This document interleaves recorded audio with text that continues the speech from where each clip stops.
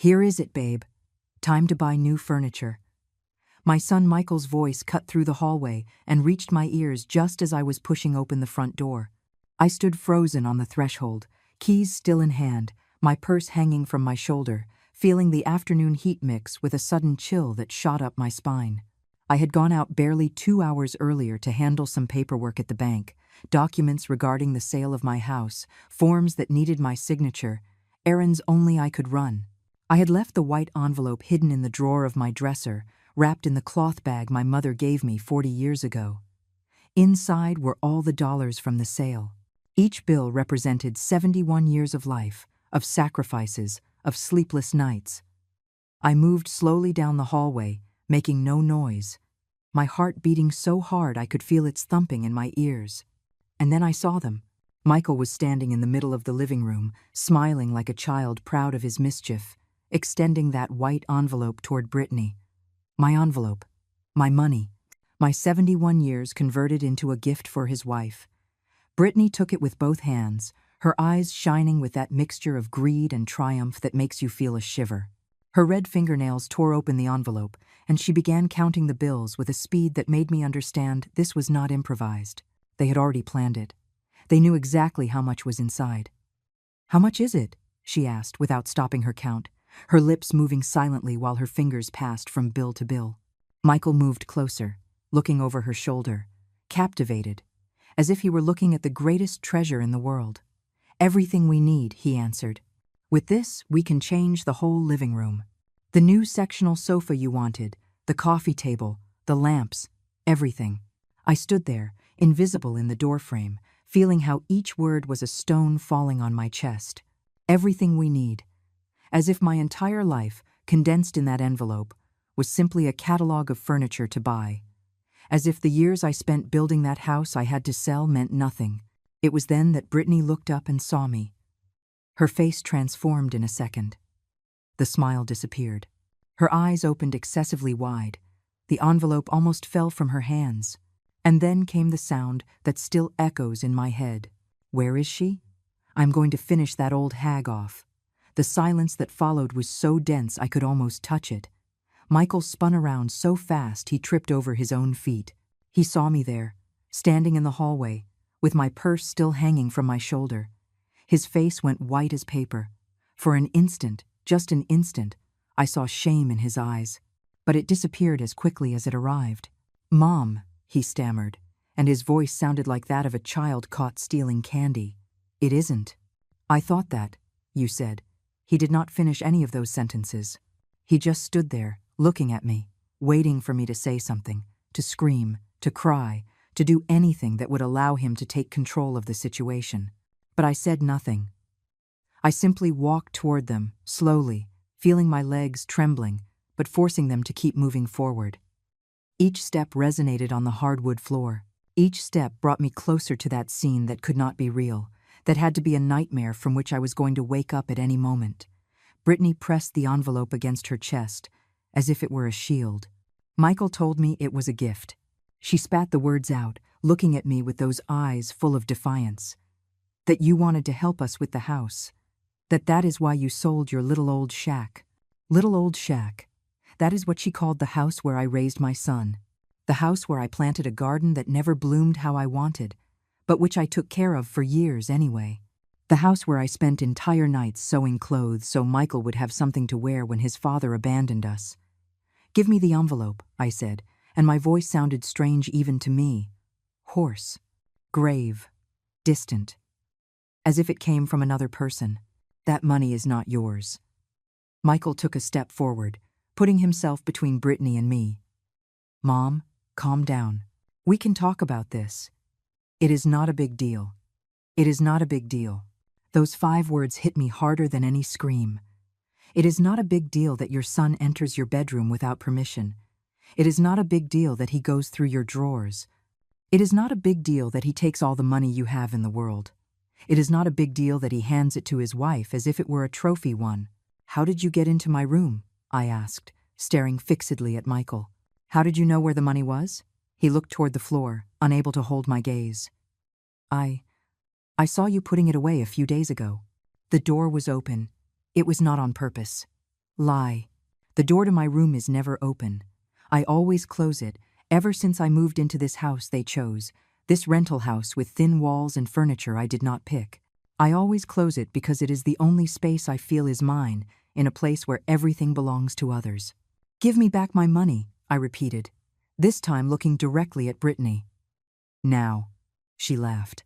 It was a short, bitter laugh, full of contempt. Or what? Are you going to call the police on your own son? Are you going to make a scene over a few dollars that are going to be his someday anyway? A few dollars. As if they were coins found in the sofa, as if they did not represent everything I have, as if they were not the only security I have left in this world. They are not a few dollars, I said, and I felt something break in my voice. It is everything I have. It is the result of selling the house where I lived for 30 years. It is my future, my old age, my peace of mind. Michael finally found the courage to look me in the eyes. Mom, you are not young anymore. Why do you need so much money put away? You live with us. We give you a roof and food. You have no expenses. That money is better invested in something useful, in something we can all enjoy. Something useful, like a new sofa, like a coffee table that matches the drapes, like imported lamps that illuminate this living room that never feels like home. That was useful to him. My security, my peace of mind, my independence, those were not. This is my money, I said slowly, pronouncing each word as if it were the last I would say in my life. I earned it. It is mine. And nobody has the right to take it without my permission. Brittany took a step back, squeezing the envelope tighter. Michael is your son. Everything of yours is his. That is how families work. That is how families work. According to her, families were places where children could rob their mothers and call it love, where daughters-in-law could scream that they were going to finish off the old woman and consider it normal, where a woman of 71 years did not have the right to her own money because she was already too old to need it. Give me the envelope, Brittany, I said, taking a step toward her. I am not going to repeat it. She backed up more, her eyes moving to my Michael, waiting for him to do something, to stop me, to take control. And he did. He interposed himself between us, with his hands raised as if I were a danger. Mom, stop. Look at how you are acting. You are going to make yourself sick. Let's go to your room. You lie down for a while, and when you are calmer, we will talk. Calmer. As if the problem were my mood and not the robbery they had just committed. As if what I needed was to calm down and not justice. I am not going anywhere without my money, I said firmly. Brittany took advantage of that moment. She ran toward the hallway, toward her bedroom, with the envelope pressed against her chest. I heard her lock the door. The sound of the deadbolt resonated through the whole house like a final sentence. Michael looked at me with a mixture of frustration and something that could have been pity. Now look what you did. You scared her. Tomorrow we will talk when we are all calmer. He turned around and walked toward his bedroom, leaving me there, alone in the middle of the living room, surrounded by his things, his furniture, his photos on the walls. I remained motionless, listening as the door to his room closed with a soft click. The wall clock marked 3:30 in the afternoon. Outside, the world followed its normal course. The birds sang, cars passed on the street, the sun shone with that cruel intensity of summer. I walked slowly toward my room. Each step weighed on me as if I were carrying stones in my shoes. The door was wide open. They had not even bothered to close it after entering to go through my things. The drawer of my dresser was slightly open. My mother's cloth bag, that bag I had kept with such affection for decades, was thrown on the floor, empty, wrinkled, trampled. I sat on the edge of my bed and looked at that bag on the floor. My hands were trembling, my legs were trembling. My whole body seemed to vibrate with an energy I did not know how to release. I closed my eyes and saw my house, the little blue house with the stubborn garden, the kitchen where I prepared thousands of meals, the living room where we celebrated modest birthdays, the bathroom where I cried so many times after Michael's father left us with debts and broken promises. I had sold all that, every memory, every corner, to have security, to not be a burden, to have something of mine in a world that always asked me to give without expecting anything in return. And my son had just taken it from me, like someone taking a cookie from a jar. I opened my eyes and stood up. I walked toward the mirror above the dresser and looked at myself. 71 years stared back at me. Completely white hair, deep wrinkles, hands with age spots. An old woman. I thought, that is what they see. An invisible woman, easy to deceive, voiceless. But my eyes still shone. There was still fire there. And in that moment, looking at myself in that stained mirror, I felt something I had not felt in years. It was not sadness. It was not fear. It was clarity, a cold and brilliant clarity that showed me exactly what I had to do. That night I did not eat dinner with them. I stayed in my room, sitting on the edge of the bed, looking at the empty cloth bag I had picked up from the floor. I held it in my hands for hours, caressing the worn fabric, remembering the day my mother gave it to me. It was on my 30th birthday, shortly after Michael's father abandoned us. "Keep what is important here," she had told me, "what nobody should touch." And I obeyed for 41 years. I heard their voices in the living room.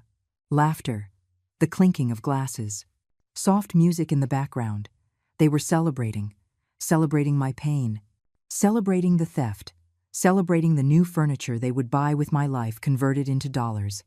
At some point, Michael knocked on my door. "Mom, aren't you going to eat dinner?" Brittany made roast chicken. His voice sounded normal, casual, as if nothing had happened just a few hours earlier. I did not answer. I heard his steps walking away down the hallway. Later, much later, when the house finally fell silent, I left my room. It was past 2 in the morning. I walked barefoot down the hallway, avoiding the floorboards that creaked, to the kitchen. I needed water. I needed air. I needed to think. The kitchen was lit barely by the moonlight coming through the window. And then I saw it. On the dining room table, there were open magazines, furniture catalogs, pages marked with yellow, sticky notes, a calculator, lists written by hand in Brittany's handwriting, sectional sofa, $2,000, Italian coffee table, $800, floor lamps, $300 each. I kept reading, feeling how each number was a stab wound. There was a separate sheet, folded in half. I opened it. It was a complete budget, not just for the living room, also for their bedroom. New headboard, $1,200. Dressers, $900. Full-length mirror, $500. At the end, a total written in red and underlined 3 times, $12,800. Almost everything I had saved. I sat in one of the chairs, with those sheets shaking in my hands. Then I saw something else. A manila folder, half hidden under one of the magazines.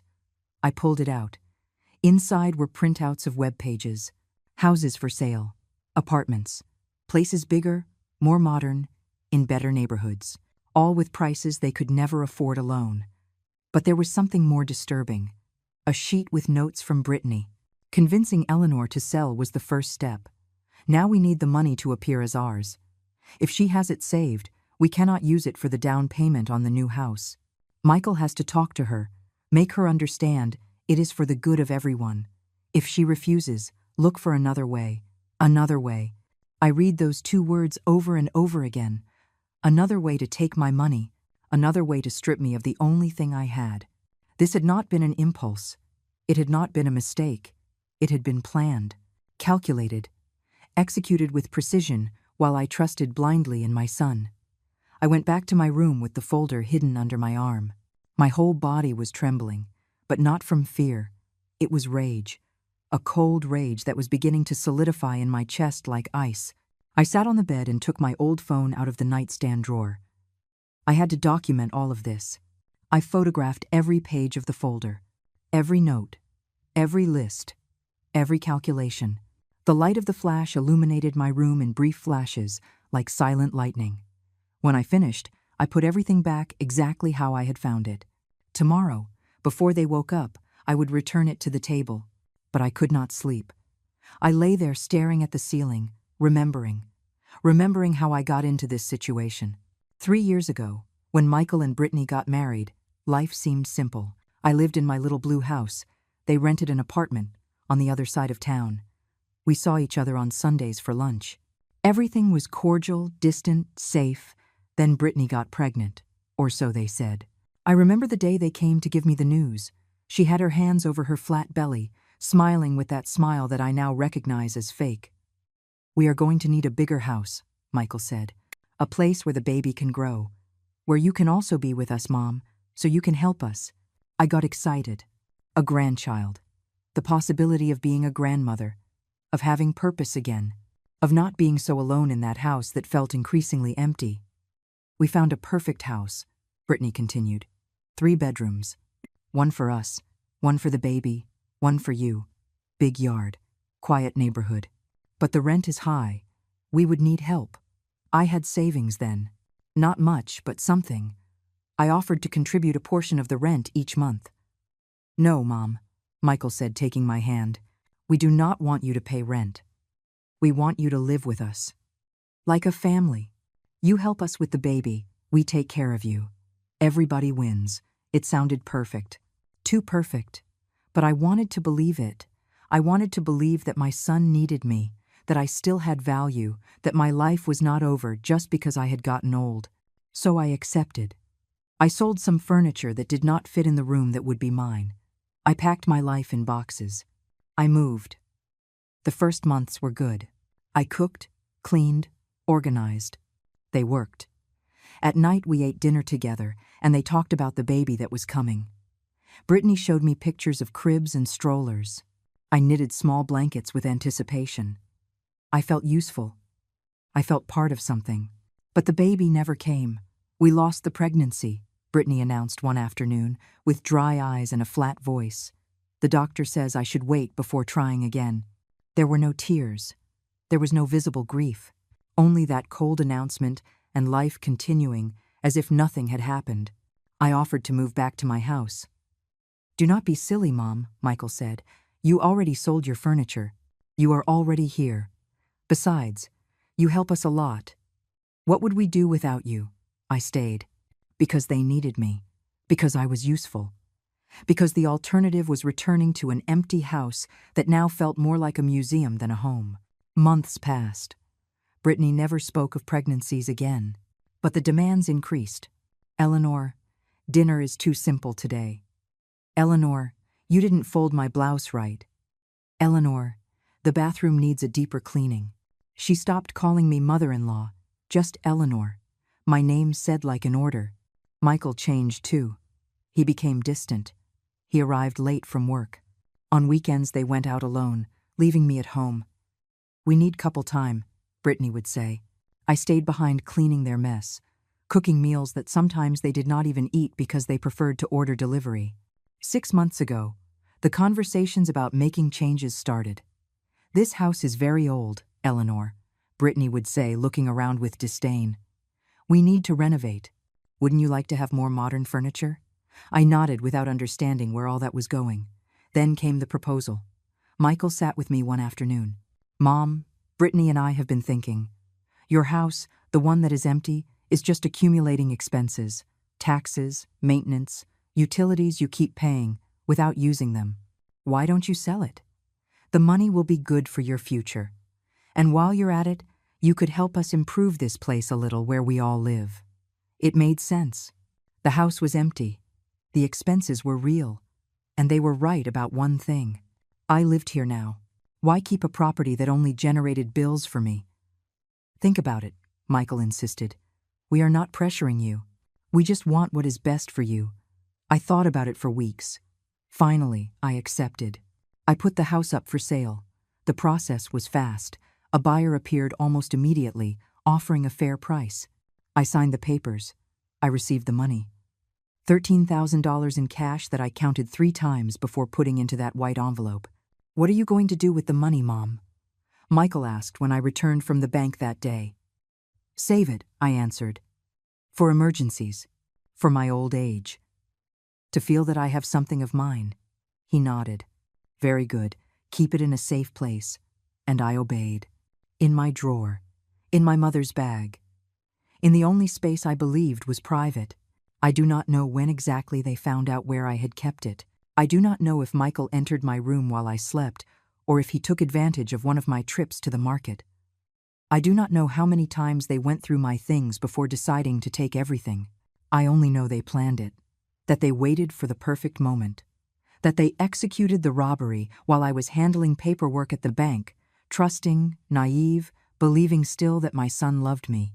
I got out of bed when the sky began to lighten. 5:30 in the morning. I took the folder with all the pages and left my room. The house was silent. I returned everything to the dining room table, exactly as I had found it. I went back to my room and dressed with care. I put on my gray dress, the one I use for important occasions. I brushed my white hair and gathered it in a low bun. I looked at myself in the mirror. A woman of 71 years looked back at me, but this time, that woman did not seem fragile. She did not seem defeated. There was determination in those tired eyes. I took a small box out of my closet that I kept in the back, behind the old sheets. Inside were the important documents: my birth certificate, my ID, the papers from the sale of the house, and something else, a card from a lawyer that a friend had given me years ago. In case you ever need it, she had told me. I had smiled then, never imagining that day would arrive. I put everything in my purse. I looked around my room. This was never really my room. I never hung pictures I liked. I never changed the ugly curtains. I never felt the right to make this space something of mine. I had lived 3 years as a guest in my son's house, as an unpaid employee, as the useful old woman who cooked and cleaned without complaining. But that ended today. I left the room with my purse on my shoulder. It was 6 in the morning. I wrote a quick note and left it on the kitchen table. I went out early. I will be back in the afternoon. I did not say where I was going. They had no right to know. I closed the front door carefully and walked toward the bus stop. The morning air was crisp, almost cold. The sun was just beginning to peek out from behind the buildings. The streets were empty except for some early workers. I sat on the bench at the stop and took the lawyer's card out of my purse. Attorney Raphael Harrison, family and estate law, a phone number, an address. I dialed the number with trembling fingers. It rang 4 times before a woman's voice answered. Harrison Law Firm. Good morning. Good morning, I said, and my voice sounded firmer than I expected. I need to make an urgent appointment with Attorney Harrison. It is about a theft, a family theft. The secretary gave me an appointment for 9 in the morning. 3 hours of waiting that I spent walking through the nearby park, sitting on cold benches, watching how the city woke up around me. Families going out for a run, children on their way to school, normal people living normal lives, while mine was crumbling into pieces that I was trying to pick up with shaking hands. At 9 o'clock sharp, I entered the building where the law firm was. 3rd floor, old elevator that went up with metallic noises, hallway smelling of coffee and paper, glass door with the name attorney engraved in gold letters. I pushed the door and entered a waiting room, small but tidy. The secretary, a woman of about 40 with glasses and a kind smile, offered me a seat. Mr. Harrison will see you in a few minutes, Mrs. Vance, she said, after I gave her my name. I sat in a worn leather chair and waited, squeezing my purse against my lap as if it were a life preserver. The walls were full of diplomas and certificates, photographs of Attorney Harrison shaking hands with important people, a bookshelf full of thick law books. Mrs. Vance, you may come in, said the secretary, opening an inner door. I stood up with my legs shaking and entered the office. Attorney Harrison was a man of about 50. Gray hair at the temples, dark suit, serious but not cold look. He stood up from his desk and extended his hand. Good morning, Mrs. Vance. Sit down, please, he said, pointing to a chair in front of his desk. I sat slowly, placing my purse in my lap. He returned to his chair and interlaced his hands on the desk. Tell me what brings you here. The receptionist mentioned something about a family theft. And then I spoke. I told him everything, from the beginning. From the move 3 years ago, passing through the pregnancy that never existed, to the white envelope my son handed to his wife while I was at the bank. I did not cry while I spoke. My voice remained firm, almost mechanical, as if I were narrating another person's life. Attorney Harrison took notes in a notebook while I spoke. From time to time he nodded or asked a question to clarify details. Do you have any proof that money was yours? he asked when I finished my story. I took the papers from the sale of my house out of my purse. I handed them to him. He reviewed them carefully, page by page. Here it is clear that you sold the property and received $13,000, he said, pointing to the figure in the document. Did you deposit that money in a bank? I shook my head. I kept it in cash in my room. In a white envelope, inside a cloth bag, I saw the expression on his face change slightly. That complicates things, Mrs. Vance. Without a bank deposit, without witnesses, it is going to be your word against theirs. I felt something sink in my chest. But I have this, I said, taking out my phone. I showed him the photographs I had taken in the early morning, the catalogs, the lists, the budget, Brittany's notes about convincing me to sell the house. He looked at each image with attention, zooming in with his fingers, reading every word. This is useful, he finally said. It demonstrates premeditation. It demonstrates they knew about the money and planned to use it. But we need more. He leaned back in his chair and looked directly at me. Mrs. Vance, what your son did has a name. It is called financial abuse. It is a crime. But cases between family members are complicated. Judges tend to seek mediation, especially when it involves parents and children.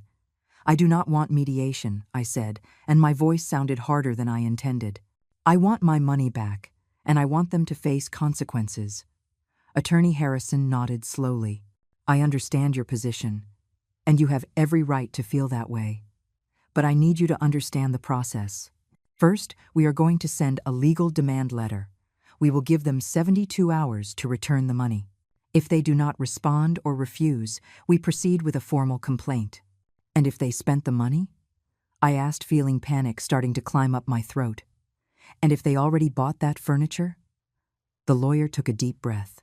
Then we will have to put a lien on the goods acquired with your money. Eventually, you will recover what is yours, Mrs. Vance. But it could take time. Time. That word resonated in my head. How much time did I have left? 71 years. Every day closer to the end. Every day that passed without that money was a day of insecurity, of dependence, of fear. What else can I do? I asked. Is there any way to speed this up? Attorney Harrison leaned forward. You can file a police report for theft directly with the district attorney's office. With that, the investigation becomes criminal, not just civil. But you have to be prepared for the consequences. Your son could face criminal charges. He could go to prison. He looked at me fixedly. Are you willing to go that far? The question floated in the air between us. Was I willing? Michael was my son, the baby I carried in my womb for 9 months. The boy I taught to walk, to read, to be a good person, or at least that is what I believed. Was I willing to send him to jail?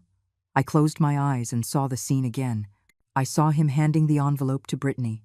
I saw him smiling while she counted my life in bills.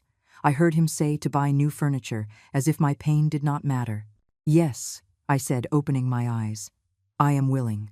Attorney Harrison nodded. Very well. Then this is what we are going to do. First, you cannot go back to that house. Not until this is resolved. Do you have somewhere to stay? I shook my head. I had no close family. I had no friends intimate enough. I had nothing. There is a shelter for vulnerable women, said the lawyer, writing an address on a piece of paper. It is temporary, but it is safe. Go there. Explain your situation. Meanwhile, I will prepare the necessary documents. We send the demand letter tomorrow. He handed me the paper. I took it with hands that no longer trembled. How much do I owe you for the consultation? I asked, opening my purse. He raised a hand. This first consultation is free, Mrs. Vance. When you recover your money, we will talk about fees. For now, the important thing is protecting you and ensuring justice is done. I felt something warm in my chest. Gratitude. Hope. Things I had not felt in a long time. I left the law firm with the address of the shelter in my hand and a plan in my head. I took another bus. I crossed the city to a neighborhood I did not know. The shelter was a 2-story building, painted pale yellow, with bars on the windows and a small garden in front. I rang the bell. A young woman opened the door. How can I help you? She asked with a kind voice. I come on the recommendation of Attorney Harrison, I said, showing her the paper. I need a place to stay temporarily. It is a complicated family situation. The woman nodded, as if she had heard that story 1,000 times before. Come in, ma'am. Let's talk inside. She guided me to a small office. She asked me to tell her my situation. I narrated everything again, this time more briefly. She listened without interrupting, taking notes occasionally. We have space available, she said when I finished. You can stay up to 3 months while you resolve your situation. You will share a room with 2 other ladies. There are rules of coexistence, meal times, shared cleaning chores. I accept everything, I said without thinking twice. Anything was better than returning to that house. Do you need to go back to get your things? Asked the manager. I thought about my room, about the closet with my clothes, about the few belongings I had taken when I moved. Yes, I said, but I cannot go alone. I am afraid of what they might do. The woman nodded understandingly. We can accompany you. There is a procedure for these cases. We contact the police. They go with you, a civil standby. You collect your things under supervision, and nobody can stop you. That same afternoon, 3 hours later, I returned to the house accompanied by 2 police officers. I rang the doorbell with my heart beating so strong I felt its thumps in my ears. Brittany opened the door. Her face of surprise upon seeing me with the police was almost comical. What is this? She asked with a shrill voice. I am here for my belongings, I said with a firm voice. The officers are here to ensure I can collect my things without problems. One of the policemen, a tall man of about 30, took a step forward. Ma'am, we need you to allow access. It is a legal procedure. Mrs. Vance has the right to recover her belongings. Brittany had no other option than to step aside. I entered the house with the officers behind me. Michael came out of the living room with a face of confusion. Mom, what is happening? I did not answer him. I walked directly to my room. I took my old suitcase out of the closet and began to pack. Clothes, shoes, photographs, the documents I had left, everything that was mine. Michael appeared in the doorway of the room. Mom, this is ridiculous. Why did you bring the police? We can talk. I turned to look at him. There is nothing left to talk about, Michael. You robbed me. You and your wife robbed me of the only thing I had. And now you will face the consequences. His face went pale. It was not robbery. It was a misunderstanding. We were going to give it back to you. Liar, I said, and that word came out like a whip. I found your plans, your lists, your calculations. You had it all planned. Convincing me to sell my house, taking my money, spending it on your whims. Michael opened his mouth, but no sound came out. Brittany appeared behind him, with arms crossed and a defiant expression. That money is better with us than kept in a drawer, she said. You are an old woman. What are you going to do with all that money? We are investing it in the home where you live. I approached her until I was inches from her face. I do not live here anymore, and that money was mine to decide what to do with it. Not yours, not Michael's, mine. I finished packing in silence. The police officers waited patiently. When I closed the suitcase, I lifted it and walked toward the door. I stopped on the threshold and turned one last time. You will receive a letter from my lawyer, I said, looking at both of them. You have 72 hours to return every dollar you took from me. If you do not do it, I will see you in court, and if necessary, in jail. I left that house with my suitcase, escorted by the 2 officers, feeling how each step took me away from 3 years of humiliation. I did not look back. I did not cry. I just kept walking until I reached the patrol car that would take me back to the shelter. While the vehicle drove away, I saw in the side mirror how Michael and Brittany remained standing in the entrance, with pale faces and the expressions of someone who just understood they gravely underestimated their victim. The shelter became my refuge those first days. I shared a room with 2 older women like me, Barbara, 68, who had escaped an addicted son who stole her pension, and Susan, 73, whose family had put her in a nursing home without her consent to keep her house. Every night, in those uncomfortable bunks, we shared our stories. And I discovered I was not alone, that there was a silent army of older women being stripped by their own families. Attorney Harrison's letter arrived at Michael's house on the 2nd day. I knew because he called me. 20 missed calls. Voicemails full of pleas and mixed threats. Mom, this is crazy. We are family. You cannot do this to us. Think about what the neighbors will say. Think about my reputation. I did not answer any calls. I blocked his number. But Brittany found another way to contact me. Through social media. She posted an old photo on her profile of a family dinner where I appeared smiling next to them. The text said, "It is sad when older people lose their minds and attack those who love them most. We are devastated by my mother-in-law's false accusations. We only wanted to take care of her, and she repays us with lawsuits. Pray for us in these difficult moments." The comments filled with messages of support for her. How terrible. Poor things. Old people sometimes become ungrateful. Surely she has dementia and does not know what she does. I read every comment, feeling how the rage mixed with something worse. The helplessness of seeing how she manipulated the narrative. How she painted herself as the victim when she was the thief. Barbara found me crying in the communal bathroom that night. "What happened, Eleanor?" she asked, sitting next to me on the cold floor. I showed her the post. She read in silence, and then looked at me. This is not new. This is how they operate. They steal, lie, and then play the victim. My son did the same. He said I was crazy when I accused him of robbing me. "What did you do?" I asked, wiping my tears. I documented everything. Every transaction. Everything that was missing. And when the moment came to face him in court, I had proof he could not deny. She squeezed my hand. "You also have proof, Eleanor. Do not let their lies make you doubt." On the third day, the 72 hours were up. There was no response from Michael and Brittany. Not a call to my lawyer. Not an offer of return. Nothing.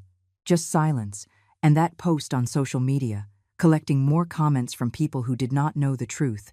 Attorney Harrison called me that afternoon. "Mrs. Vance, since they did not respond to the letter, we are going to proceed with the formal complaint. I need you to come to the district attorney's office with me tomorrow." That night I could not sleep. I stayed looking at the ceiling of the room, listening to Barbara's soft snores and Susan's occasional sighs. I thought about what the next day meant, formally denouncing my son, starting a process that could destroy what was left of our relationship.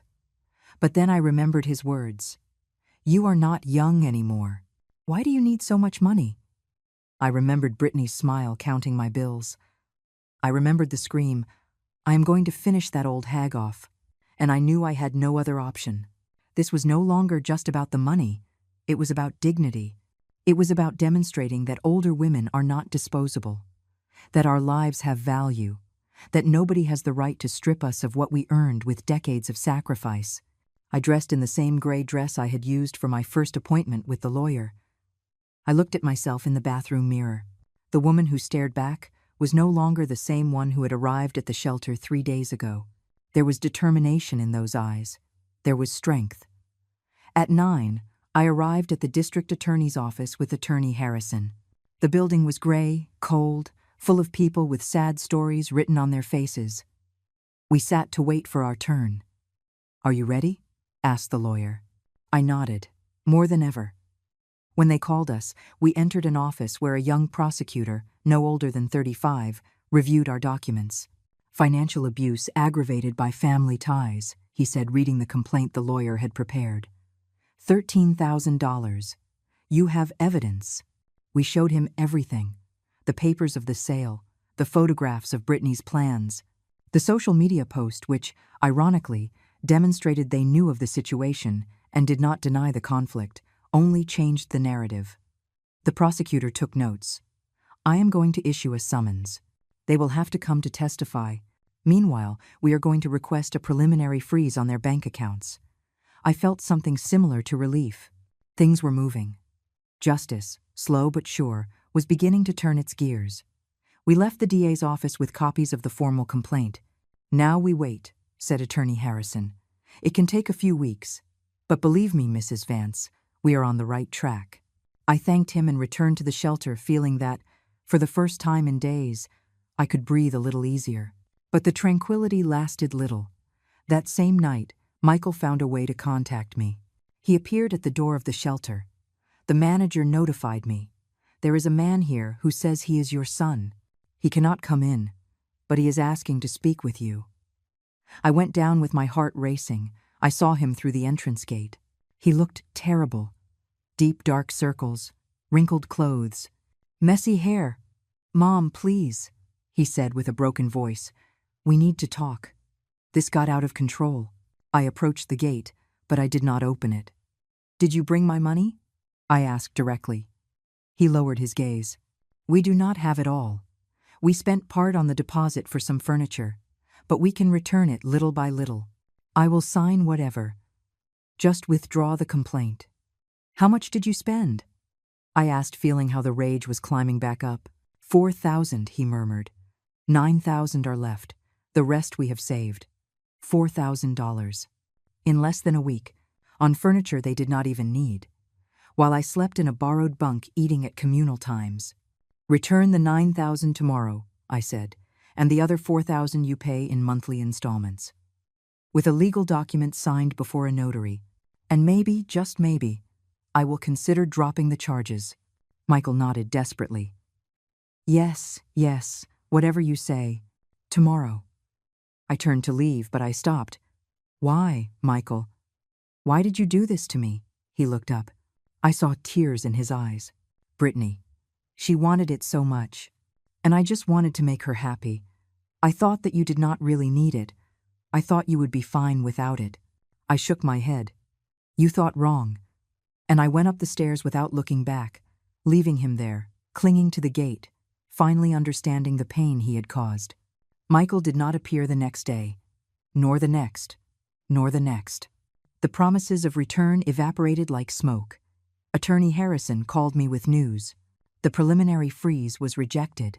The judge considers we need more evidence before freezing their accounts. But I have something better. The summons was issued. They have to appear before the prosecutor next week. Meanwhile, the silent war continued. Brittany published another post, this time with a photo of the empty envelope she had supposedly found in the trash. "Look what we found. The famous money envelope that, according to my mother-in-law, we stole. It was empty, thrown among her things. We believe she hid the money herself and now does not remember where. It is painful to see how old age affects the mind." The comments filled again with pity for them. But this time I was prepared.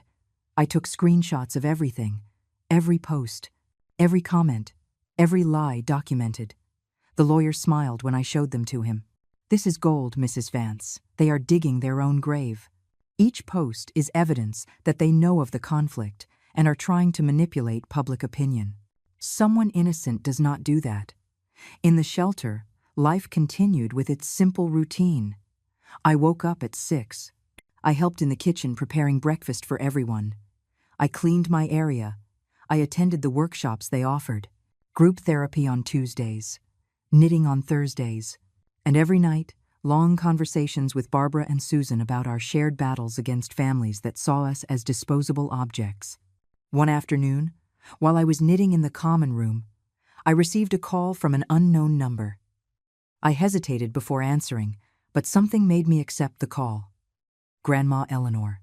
The voice was young, trembling, familiar. "Chloe?"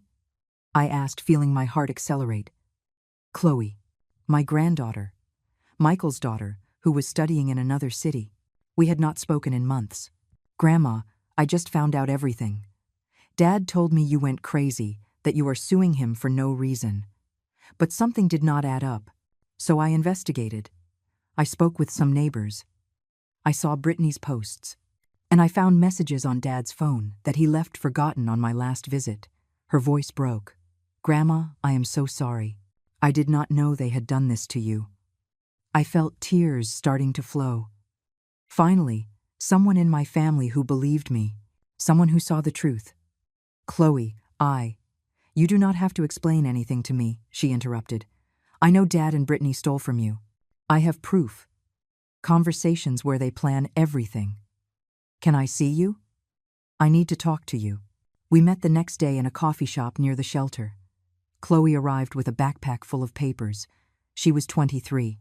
She was studying pre-law at the university, and her brown eyes shone with a mixture of rage and determination that reminded me of myself 50 years ago. "Grandma, look at this," she said, taking out her phone. She showed me screenshots of conversations between Michael and Brittany. "I already found where she keeps the money. In that old bag of her mom's." "When do we take it?" "Tomorrow."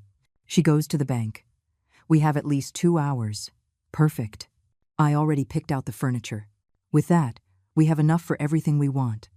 I read every message, feeling how the last hope that it had been a misunderstanding faded. It was all there. The premeditation. The plan. The execution. "There is more," Chloe said, swiping to other conversations. "Look at this. It is from 6 months ago." I read with horror. "We have to convince her to sell the house. It is the only way to get money fast. And if she refuses, she won't. I will manipulate her. I will tell her it is for her own good, that expenses are drowning her. My mom always gives in when she thinks she is helping me. Chloe, this." I started to say, but she interrupted me. "It is enough to sink them, Grandma. This proves everything. And I am going to testify. I am going to tell the prosecutor exactly what I found. I am going to help you recover your money." I hugged her in the middle of that coffee shop, not caring who saw us. For the first time in weeks, I did not feel alone. I had an ally. I had someone fighting with me. Chloe came with me to Attorney Harrison's firm. We showed him everything, the conversations, the proof. He reviewed them with eyes that opened wider and wider. "This changes everything, Mrs. Vance. With these messages, the case stops being your word against theirs. Now we have irrefutable documentary evidence."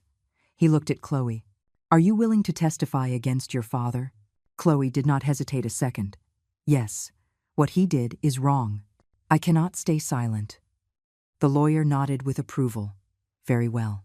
I am going to present this new evidence to the prosecutor. This is going to speed everything up." And so it was. 2 days later, Michael and Brittany received an urgent summons. It was no longer just to testify. It was to face formal charges with compelling evidence. The night before the hearing, Michael called me from another number. His voice sounded desperate. "Mom, Chloe betrayed me. She betrayed us all.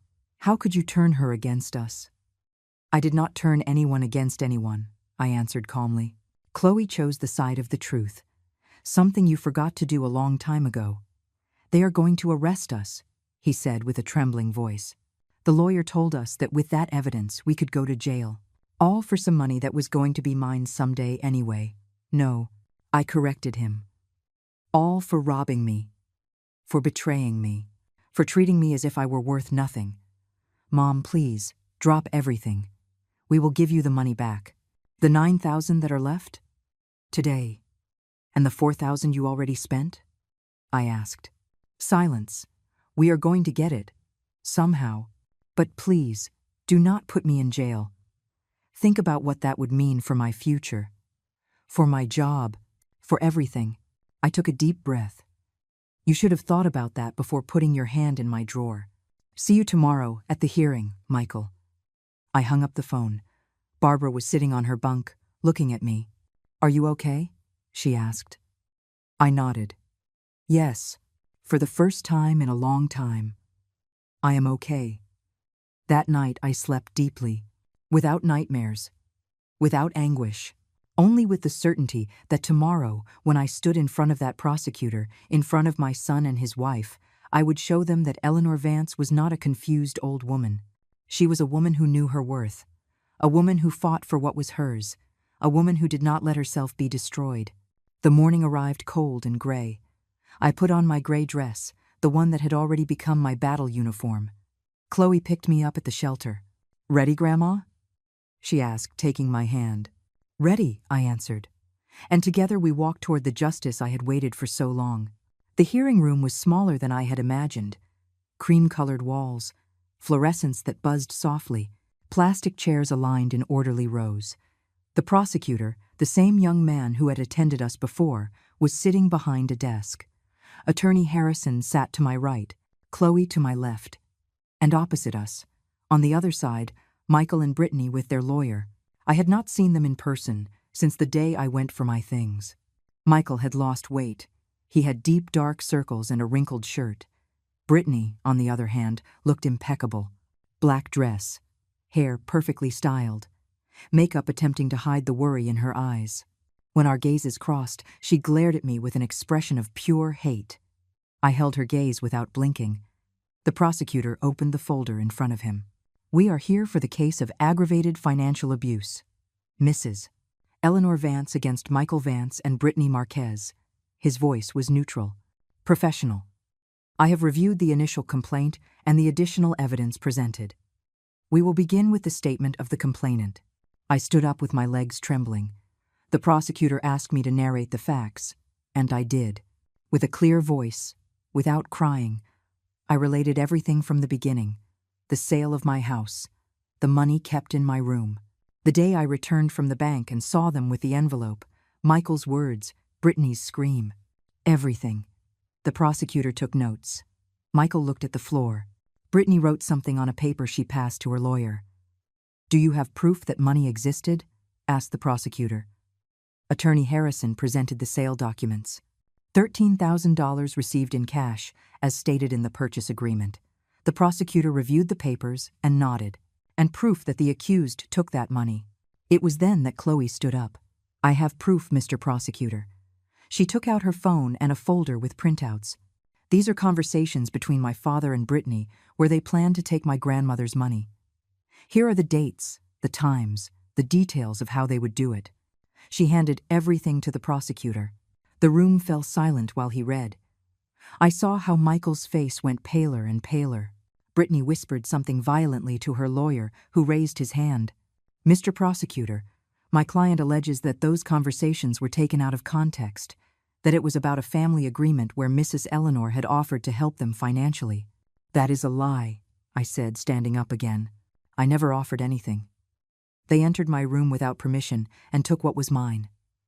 The prosecutor raised his hand, asking for calm. "Mr. Michael Vance, you have the right to testify. What do you have to say?" Michael stood up slowly. His voice came out trembling. My mom had told us she wanted to help us, that is why she had sold the house, to be closer to us and contribute to the family." "Lie," I interrupted.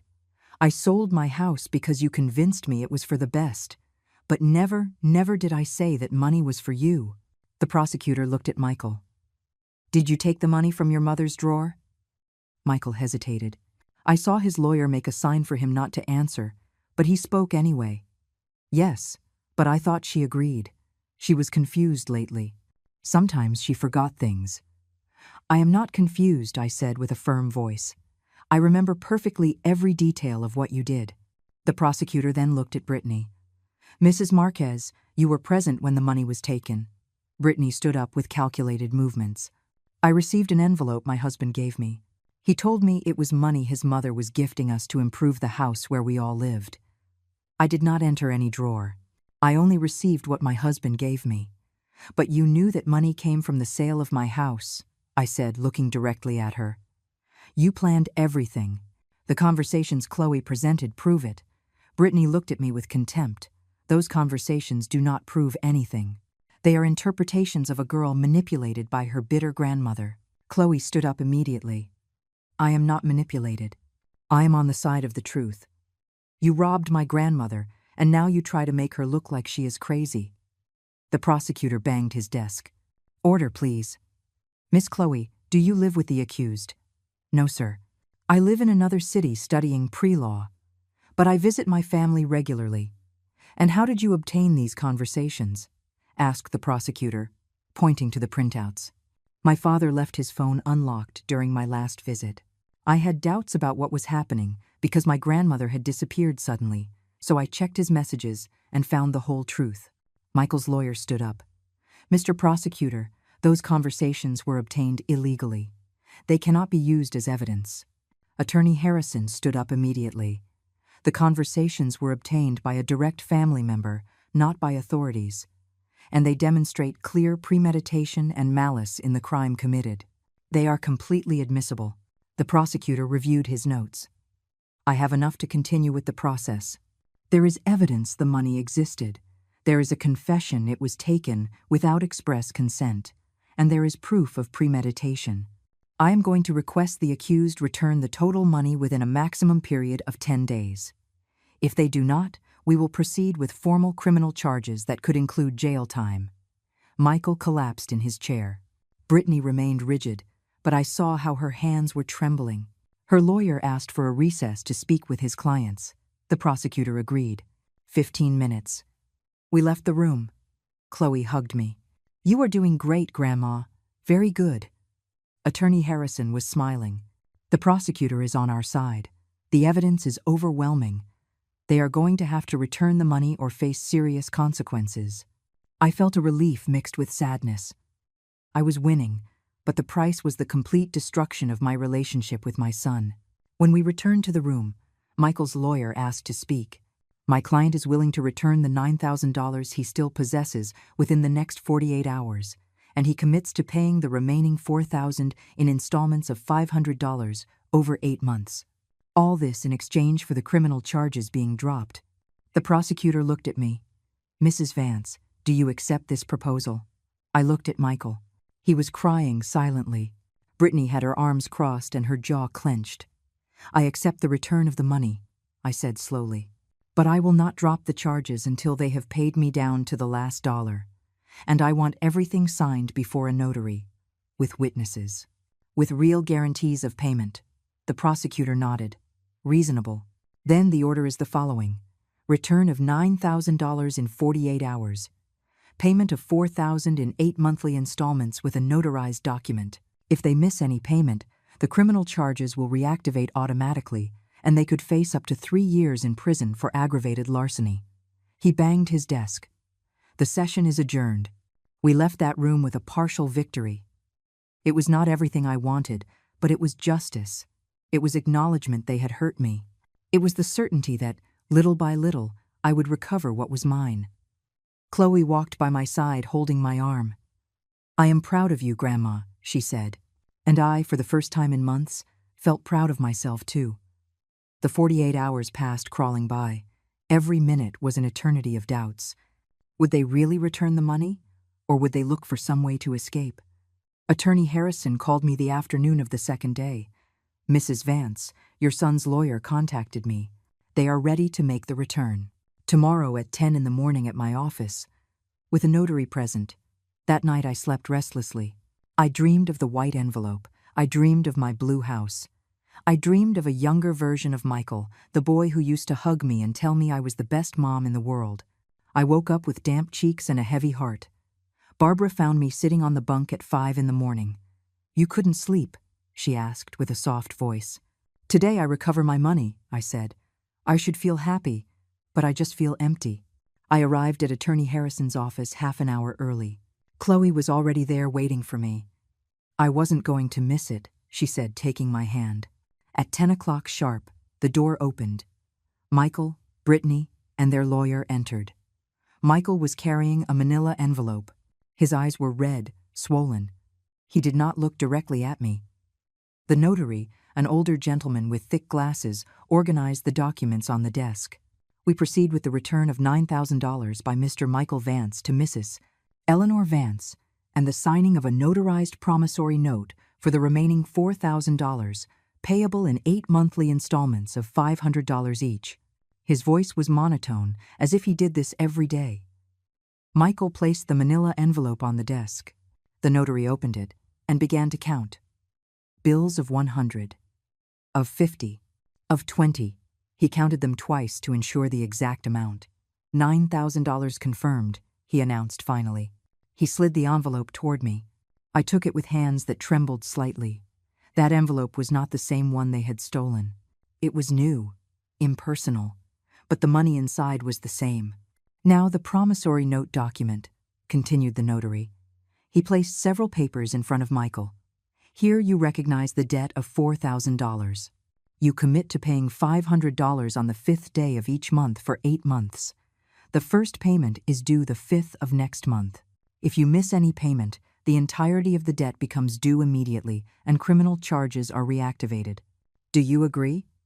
Michael nodded without saying a word. He signed every page with mechanical movements.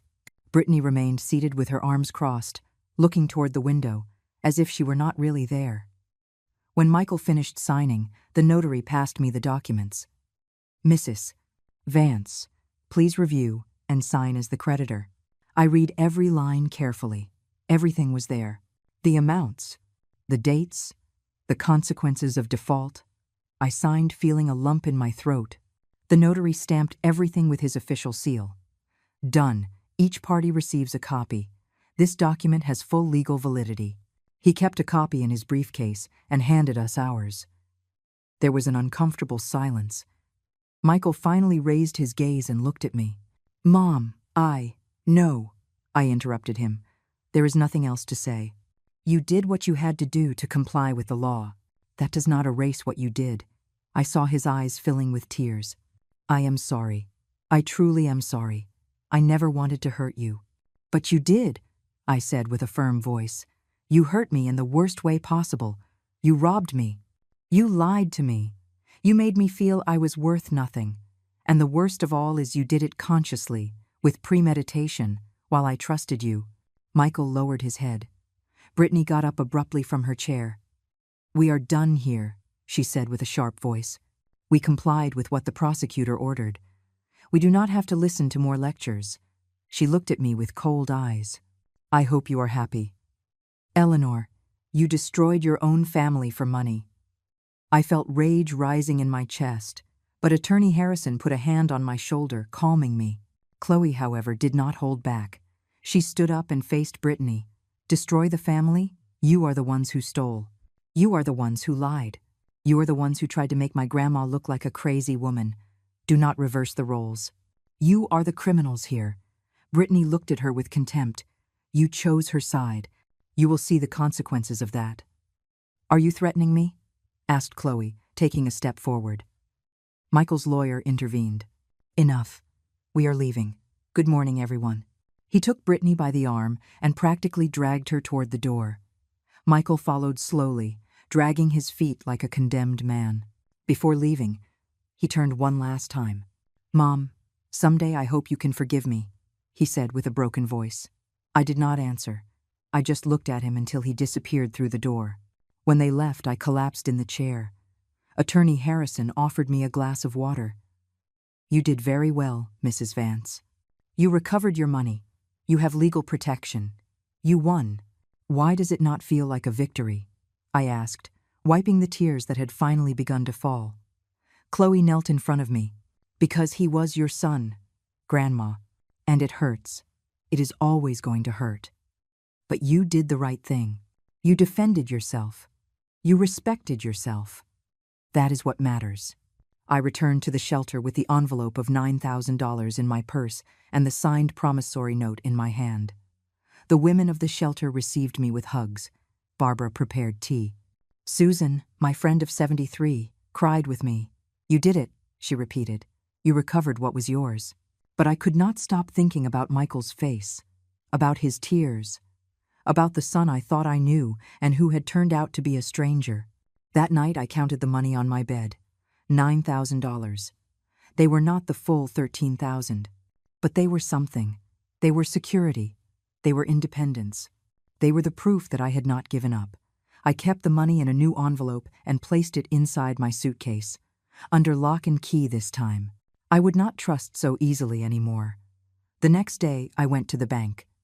I opened a savings account solely in my name. I deposited the $9,000. The teller handed me a book where the deposit was recorded. I looked at those printed numbers and felt something similar to peace. This money could no longer be touched by anyone other than me. It was protected. It was safe. I left the bank and walked aimlessly for a while. The city moved around me. People in a hurry. Cars honking horns. Street vendors selling fruit and flowers. Life continued regardless of my personal drama. I sat on a park bench. I took out my phone. I had a message from Chloe, my granddaughter. Grandma, I am proud of you. I know this has been difficult, but I want you to know you did the right thing, and that I will always be on your side. I love you. I read that message 3 times. I replied, Thank you, my girl. I do not know what I would have done without you. I love you too. I put the phone away and closed my eyes. The sun warmed my face. Birds sang in the trees. For the first time in months, I allowed myself to think about the future. What would I do now? I could not stay at the shelter forever. I needed a plan. I needed to rebuild my life. But this time, I would do it my way, without depending on anyone, without trusting blindly, without ever forgetting the lesson I had learned in the most painful way possible. I opened my eyes and looked at the blue sky. There were white clouds moving slowly. Everything changes, I thought. The clouds, the seasons, the people. And I could change too. I could be stronger, wiser, more careful. I got up from the bench with renewed determination. The legal battle was over. Now began the battle of rebuilding myself. The following days were of silent planning. Chloe came to visit me at the shelter every weekend. She brought apartment magazines, listings of accessible rentals, information about housing programs for seniors. "You are not going to stay here forever, Grandma," she said with determination. "We are going to find you a place of your own, a place where nobody can enter without your permission." We found a small apartment in an old but well-maintained building. 1 bedroom, tiny kitchen, full bathroom, window that overlooked a small park. The rent was $400 a month, utilities included. Perfect for my needs, perfect for starting over. I signed the lease with trembling hands. It was mine, completely mine. The day I moved, Barbara and Susan came to say goodbye. We hugged for a long time at the entrance of the shelter. "Thank you for accompanying me through the worst," I told them. Barbara squeezed my hands. "You gave us strength too, Eleanor. You showed us that you can fight back, that you can win." I left that place with tears in my eyes, but hope in my heart. My granddaughter Chloe helped me with the move. I did not have many things. My suitcase with clothes. Some photographs I had rescued. The important documents. We bought the basics. A simple mattress, sheets, pillows, pots, plates, silverware. Nothing fancy, all functional. While we assembled my new life, she told me she had cut contact with her father. I told him I cannot respect someone who does that to his own mother, she explained while hanging curtains in the window. He yelled at me. He told me I was a traitor, that Brittany was right about me, but I do not care, Grandma. I know who is right here. I felt pride and guilt mixed. Pride in having such a principled granddaughter. Guilt that my situation had also broken her relationship with her father. The first month in my new apartment was one of adjustment. I learned the bus routes. I found the nearest market. I met my neighbors. Mrs. Higgins from the apartment next door, a lady of 80 with a perpetual smile. Mr. Miller from the floor below, a widower of 75 who played dominoes in the park every afternoon. Good people, simple people, people who asked nothing more of me than a cordial greeting. The 5th day of the following month arrived. First payment of the installment. I waited all day. At 6 in the evening, I received a bank transfer. $500 exact. No message, no call, just the payment. Michael was complying. I felt relieved and sad at the same time. Relieved because it meant I would recover all my money. Sad because that cold transfer was now our entire relationship. A legal obligation without love in between. The months passed. Every 5th day, the transfer arrived punctually. $500. Again and again. I deposited them in my savings account, watching the number grow slowly. 10,000, 10,500, 11,000, 11,500. Each deposit was one more step toward full recovery. Each deposit was also a reminder of the price I had paid for my dignity. In the 4th month, something unexpected happened. A knock on my door one afternoon. I opened it and found Michael standing in the hallway. He looked different. Thinner, hair with more gray, tired eyes. "Mom," he said with a hoarse voice, "can we talk?" My first reaction was to close the door on him. But something stopped me. "5 minutes," I said, letting him enter. He sat in the only chair I had, looking around the small apartment. "Do you live here now?" he said. It was not a question. "I live here," I confirmed, remaining standing. "What do you want, Michael?" He took a deep breath. "I came to tell you that Brittany and I are separating. I did not feel joy. I did not feel sadness. Only neutrality." I am sorry to hear it, I said without emotion. Do not be sorry, he continued. It was for the best. After everything that happened, I realized a lot of things. About how she manipulated me, about how I chose to listen to her instead of doing the right thing. He wiped his eyes with the back of his hand. But I did not come to talk about her. I came to talk about us. About what I did to you. We talked enough at the hearing, I said, crossing my arms. We already signed documents. You are already paying. There is nothing else to say. Michael shook his head. Yes, there is. I need you to hear my real apology, not the one I gave you in front of the notary. A real one. I looked at him without saying anything. He continued. I was a bad son. A terrible son. I robbed you. I lied to you. I allowed you to be treated like trash in your own home. And the worst is I justified it all, telling myself it was for my happiness, for my marriage, for my future.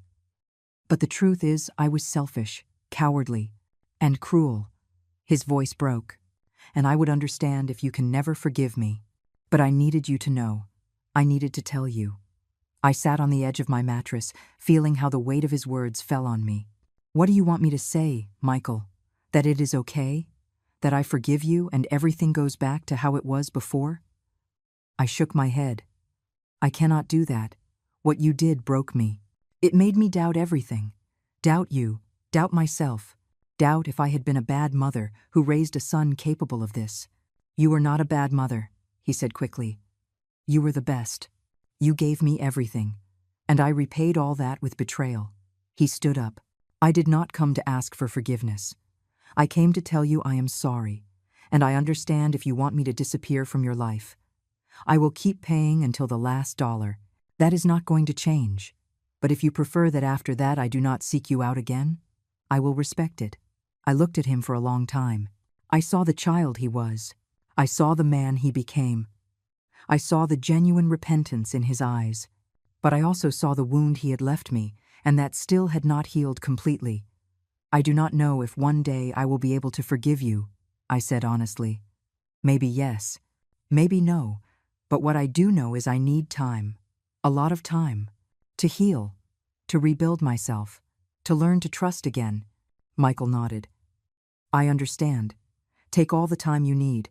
I am going to keep paying. And I am going to work on being a better person. Not for you. For me. Because I do not want to keep being the man who hurts the people he loves. He headed toward the door. Before leaving, he turned. Chloe is right about everything. And I am glad you have her. At least you are not completely alone. The door closed behind him. I remained sitting on my mattress, processing what had just happened. I did not feel the closure I expected. I did not feel reconciliation. But maybe I felt something more important. The possibility that, with time, things could improve, not go back to how they were before. That was impossible. But maybe, just maybe, finding a new way to coexist. That night I called Chloe and told her about the visit. She listened in silence. What are you going to do, Grandma? She asked finally. Nothing for now, I answered. I am going to keep living my life. I am going to keep healing.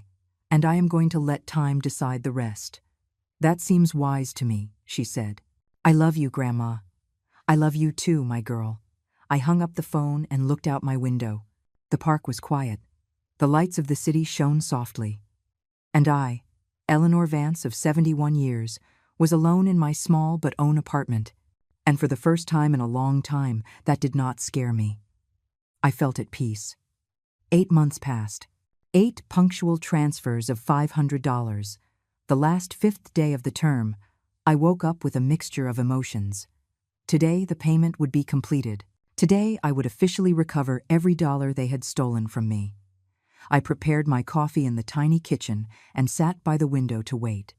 At 10 in the morning, my phone vibrated. Transfer received. $500.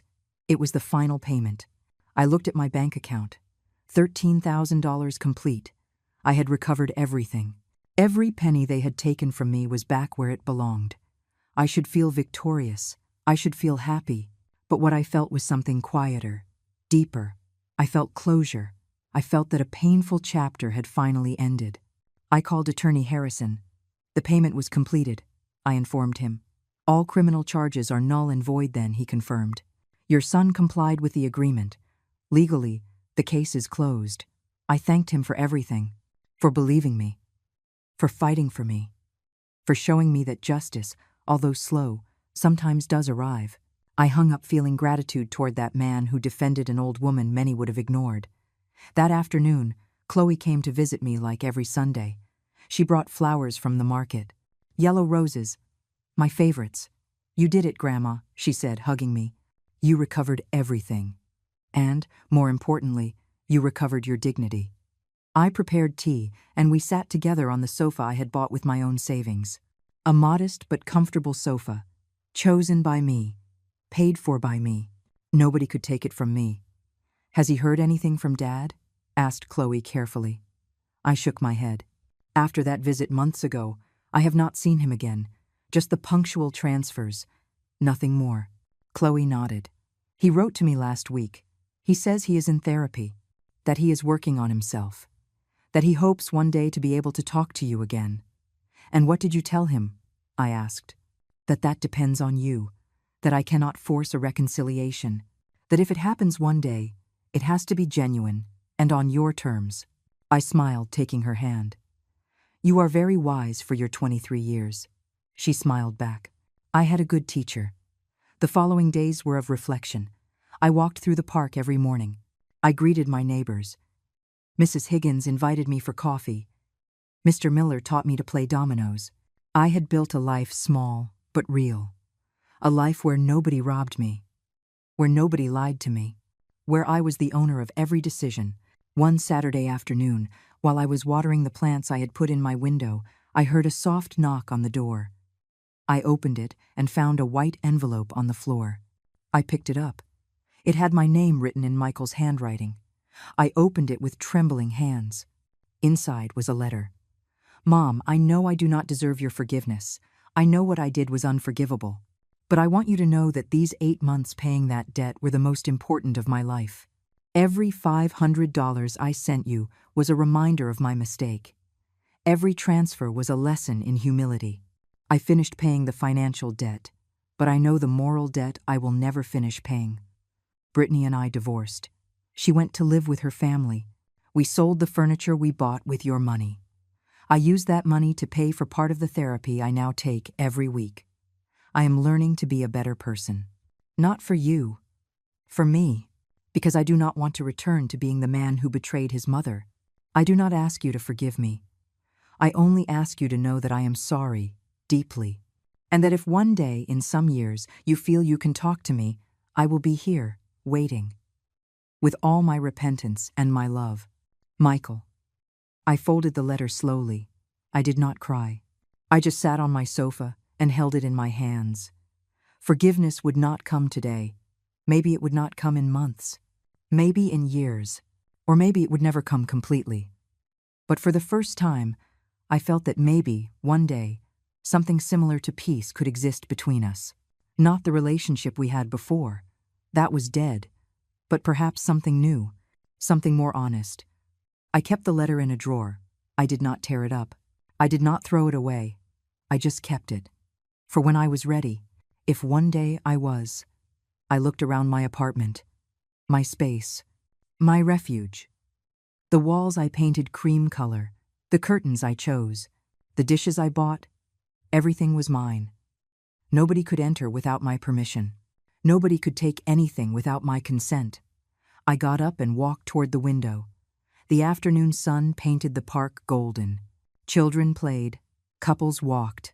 Life continued its normal course. And I was part of that life now. Not as a victim, not as the robbed old woman, but as Eleanor Vance. A woman of 71 years who had fought for hers and had won. That night I prepared a special dinner, just for me. Roast chicken with potatoes, fresh salad, a glass of orange juice. I sat at my small table and ate slowly, savoring every bite. Food I bought with my money.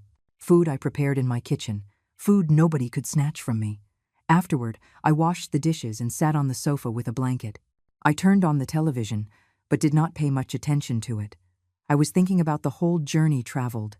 From that terrible day when I saw Michael handing the envelope to Brittany, to this moment of stillness in my own space. It had been a painful journey. I had lost things. My blue house, the illusion of a united family, blind trust in my son. But I had also gained things: dignity, strength, the certainty that I could defend myself, the unconditional love of my granddaughter Chloe, new friends in Barbara and Susan from the shelter, kind neighbors, a life of my own, and most importantly, I had won myself back. I had discovered that Eleanor Vance was not just Michael's mom. She was a complete woman, with value, with rights, with a voice. I turned off the television and prepared to sleep. I lay down in my bed, my mattress, my sheets, my pillow. I closed my eyes and breathed deep. For the first time in more than a year, I did not feel fear. I did not feel anxiety. I only felt peace, a peace won with effort, a peace nobody could take from me. Outside, the city slept. The lights went out one by one, and I, in my third-floor apartment, in my small but mine bed, fell asleep with a soft smile on my lips. I had survived. I had fought. I had won. And now, finally, I could rest.